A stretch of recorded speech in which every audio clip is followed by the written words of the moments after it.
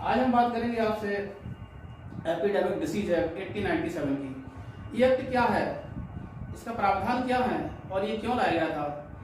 भारत में जिस समय ब्रिटेन का शासन था अर्थात कॉलोनाइजेशन का दौर चला था, तो मैंने आपको पढ़ाया था कि कांग्रेस की स्थापना के बाद और उससे पहले भी कुछ समय प्लेग की बीमारी धीरे धीरे फैल रही थी और इस प्लेग की बीमारी ने इतनी भयंकर रूप धारण कर लिया कि ये एपिडेमिक की तरफ फैलने लगी। एपिडेमिक के साथ महामारी की तरफ फैलने लगी। तो जब ये महामारी की तरफ फैलने लगी तो ब्रिटिश की गवर्नमेंट ने इस प्लेग की रोकथाम के लिए रैंड और एमस्ट नामक अधिकारियों को नियुक्त किया था। वो रैंड और एमस्ट क्या कर रहे थे, प्लेग की रोकथाम नहीं कर पा रहे थे। अतः मैंने आपको पढ़ाया भी होगा कि चापेकर ब्रदर्स ने रैंड और एमस्ट की हत्या कर दी थी 22 जून 1897 को, ठीक है।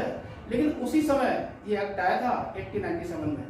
इस एक्ट के अंतर्गत क्या प्रावधान थे, इस एक्ट में 4 धाराएं हैं, ठीक है। कितनी धाराएं इस एक्ट में, 4 धाराएं हैं। तो इस एक्ट का उस समय जो उद्देश्य हुआ करता था वो उद्देश्य केवल यही था कि एक तो एपिडेमिक को रोकना है और दूसरा जो उद्देश्य था, जो राष्ट्रवाद भारत में भर कर आ रहा था, उस राष्ट्रवाद की शक्ति को कमजोर करना था, ठीक है।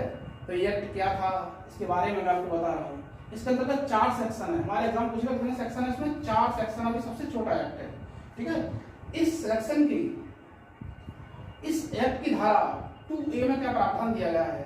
इस एक्ट की धारा 2A कहती है जब केंद्र सरकार को ये आभास हो जाए कि उसके अधीन किसी भी भाग में, उसके अधीन किसी भाग में मीन्स इतने भी राज्य और संघ राज्य क्षेत्र जो भी हैं, उसके अधीन किसी भी भाग में महामारी फैल चुकी है या फैलने की संभावना है, तब उसे ये प्रतीत होने लगे कि उसमें उपस्थित कानून में, उस उपस्थित कानून भी उस समय का जो कानून है में इस बीमारी को रोकने के लिए पर्याप्त प्रावधान नहीं है, तो वह कठोर निर्णय ले सकती है, जिसके अंतर्गत किसी भी संभावित एरिया में आने वाले व्यक्ति, जहाज आदि का निरीक्षण किया जा सकता है, ठीक है।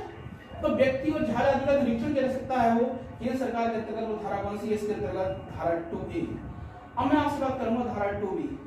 धारा 2B के अनुसार क्या है, ये राज्य सरकार को यह अधिकार है कि वह रेल, बंदरगाह या अन्य प्रकार से यात्रा करने वाले व्यक्तियों को, जिनके बारे में इंस्पेक्शन करने वाले अर्थात निरीक्षण करने वाले अधिकारी को ये अपीयर हो जाए, आभास हो जाए कि वह महामारी से ग्रस्त है, कोई व्यक्ति है जिसकी वो इन्वेस्टिगेशन कर रहा है, वो महामारी से ग्रस्त है या उसके ग्रस्त होने की पूरी संभावना है, तो उस व्यक्ति को बीच में रोककर, ठीक है, उसे अस्थायी आवास या अस्पताल में रखा जा सकता है, ठीक है। और यदि वह संक्रमित है तो उसका इन्वेस्टिगेशन भी कराया जा सकता है, ठीक है। आपने देखा होगा बहुत सारी टीम जाती है स्वास्थ्य विभाग की, सैंपलिंग करने के लिए जाती है, ठीक है। अब इसकी धारा 3 क्या कहती है, इसकी धारा 3 ये कहती है कि इस एपिडेमिक के संबंध में सरकारी आदेश न मानना, यानी जैसे कोई व्यक्ति है वो इस एपिडेमिक से संबंधित सरकारी आदेश को फॉलो नहीं कर रहा है या लैंड ऑर्डर को फॉलो नहीं कर रहा है, तो उसके अंतर्गत जुर्म का जो प्रावधान है वो धारा 3 में दिया गया है। धारा 3 में तो जुर्म का प्रावधान है, लेकिन जुर्म होगा किसके अंतर्गत, वो धारा 188 के अंतर्गत, वो आईपीसी की धारा 188। यानी 3 क्या कहती है, देखिए आप, धारा 3 है ये तो एपिडेमिक डिसीज एक्ट की है।